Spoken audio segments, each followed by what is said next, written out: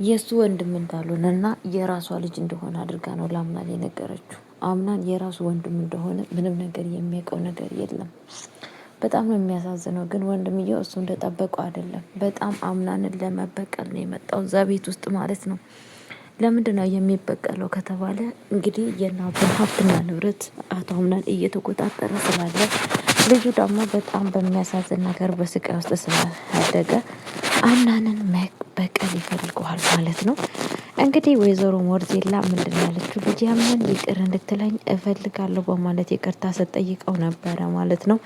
ለምንድን ነው ይቅርታ መጠየቅኝ ስትለው ምክንያቱም ሲላት አንድ ልጅ አለኝ በልጅነቴ ወልጄ ያስቀመጥኩት ለብቻ እያሳደግኩት ልጅ አለኝ።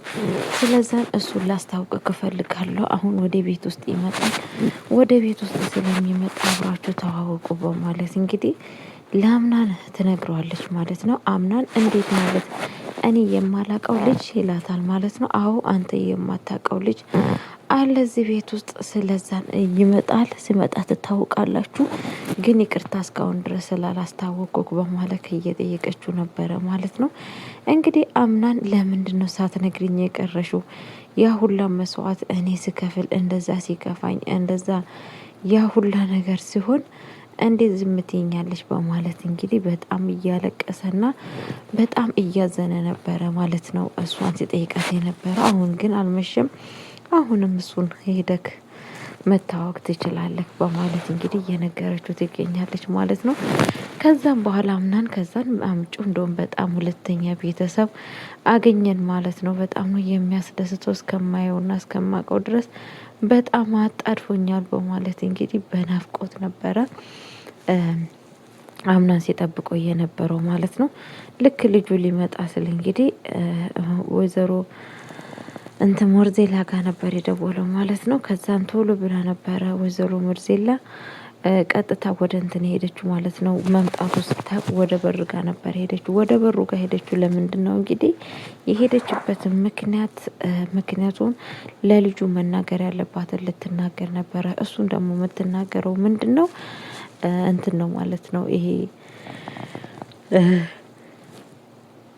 የምትናገረው ነገር እባክህ እዚህ ቤት የገባከው አንተ የወይዘሮ ሰማል ልጅ ሆነክ ሳይሆን የእሱ ወንድም ሆነክ ሳይሆን የኔ ልጅ ነክ ብዬ ነው እዚህ ቤት እንድትገባ ያደረኩህ። እባክህ ለጊዜው ሁሉን ነገር ቀስ ብሎ እስከሚያውቅ ድረስ ይሄንን ነገር ማድረግ ስላለብኝ ነው በማለት ስትነግረው ነበረ ማለት ነው። እሱም እንግዲህ እንዴት እንደዚህ ሊሆን ይችላል? እኔ የእናቴ ልጅ ነኝ እንጂ በፍጹም ያንቺ ልጅ አይደለሁም በማለት ነበረ። እባክህ ይሄንን ነገር እንድትተባበረኝ እፈልጋለሁ በማለት እየጠየቀችው ነበረ። እሱም እንግዲህ እሺ በቃ እንደዛ ከሆነ በማለት እንግዲህ ጥያቄ እሺ በቃ በማለት እሺ ብሏታል ማለት ነው። ቀጥታ እንግዲህ ሲገባም አምናን በጣም ነበረ ደስ ያለው ማለት ነው። ከዚህም በፊት ግን ብሌን እንግዲህ በጣም በአሁን ሰዓት ውስጧ ቆስሏል ማለት ነው። ውስጧ ስለቆሰለ ከአምናን ጋር ለመለየት ትወሰናለች ማለት ነው። ከአሁን ወዲህ ከአምናን ጋር መኖር የለብኝም፣ በቃ አምናንም የራሱን ህይወት ይምራ። ምክንያቱም እኔ ብቻ ነኝ ሁሌ እሱን እየጠበቅኩ ያለሁት፣ እሱ ግን ለእኔ ምንም ቦታ የለውም። ስለዛን የራሴን ህይወት እዥ መኖር አለብኝ በማለት ወስና ተነስታለች ማለት ነው። ግን ደግሞ በጣም በሚያሳዝን ነገር እንግዲህ ምክንያቱም ወንድሙ እንደመጣ ሲሰማ ለአያትየውም ነግሮ ነበረ። እንደዚሁም ደግሞ ለእንትና ማለት ነው ለጓደኛው አብሮ አደጉ እንግዲህ ደስ ያለኝ ነገር አለ ዛሬ ምናምን እያላት ነበረ። ማለት ምንድነው ደስ ያለህ ስትለው እንግዲህ ደስ ያለኝማ ነገር እዚህ ቤት ውስጥ ከባድ እንግዳ ይመጣል፣ አዲስ ሰፕራይዝ አለኝ፣ እንደዚሁም የአክስቴ ልጅ ወንድሜ ይመጣል በማለት ለሷ እየነገራት ነበረ ማለት ነው።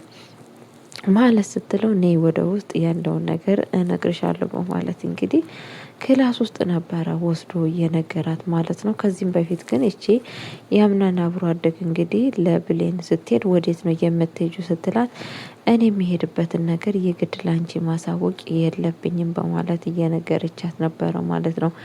ማለት እንዴት ነው ማሳወቅ? ለሰው እንድታሳውቅኝ እንኳን ፈልጌ አይደለም፣ ግን ደግሞ ውጭ ላይ መዝናናት ከፈለግሽ የምትዝናኝበትን ቦታ እነግርሻለሁ፣ በጣም ደስ የሚባል መዝናኛ ቦታ አለ በማለት እንግዲህ እየነገረቻት ትገኛለች ማለት ነው። እሷም እኔ አውቃለሁ የት ሄጄ መዝናናት ያለብኝም ቦታ አንቺ አትነግሪኝም በማለት መነጭቃ ነበረ ከቤት ውስጥ የወጣችሁ ማለት ነው፣ ብሌን ማለት ነው። አምናንም እንግዲህ አብሮ ያሽቃብጣል ማለት ነው ከዛች ከልጅቷ ጋራ ማለት ነው። እንግዲህ ወይዘሮ ዛህራም ውጭ ላይ አግኝታት ነበረ። ልጄ ወዴት ልትሄጂ ነው ስትላት ወጣ ልል ነው ብላታለች ማለት ነው። እሷም በቃ ሂጂ ልጄ፣ በጣም ነው ደስ የሚለው ወጣ ብለሽ እንደፈለገሽ ሆነሽ ነይ በማላት እየነገረቻት ነበረ ማለት ነው። ብሌንም እንግዲህ ማስታወሻ ይዛ በጣም ስላለፈው ነገርም እያስታወሰች ስለአሁኑም ስላለው ነገር አምናን ልቡ እንደሸፈተና በጣም እሷ ደግሞ እሱን በጣም እየለመነችው እንዳለ ሁሌ ከሱ ጋር እንደሆነች ሁሉን ነገር እያሰበች በጣም እየከፋችና በፊት አብሮ ያደረጉትን ነገር እያስታወሰች በጣም እንትን ስታስብ ነበረ ማለት ነው። ከዛም በኋላ ግን የተፈጠረው ነገር እንግዲህ አምናን የብሌን ክላስ ሄዶ ነበረ። ክላስ ውስጥ ሲገባ ማንንም አላገኘ ማለት ነው። ቀጥታ ወደ እናት ሳራ ጋር ነበረ ሄደው እናት ሳራን ብሌን የት ነች ያለችው? ክላሷ እኮ ሲሄድ አላገኘዋትም በማለት እየጠየቀ ነበረ ማለት ነው። ልጄ ወደ ውጭ ወጥታለች፣ ሰው የማገኘው ሰው አለ ብላ ሄዳለች ያለችው። ማንን ነው የምታገኘው ብሎ እንግዲህ አጥብቆ ጠይቃታል ማለት ነው።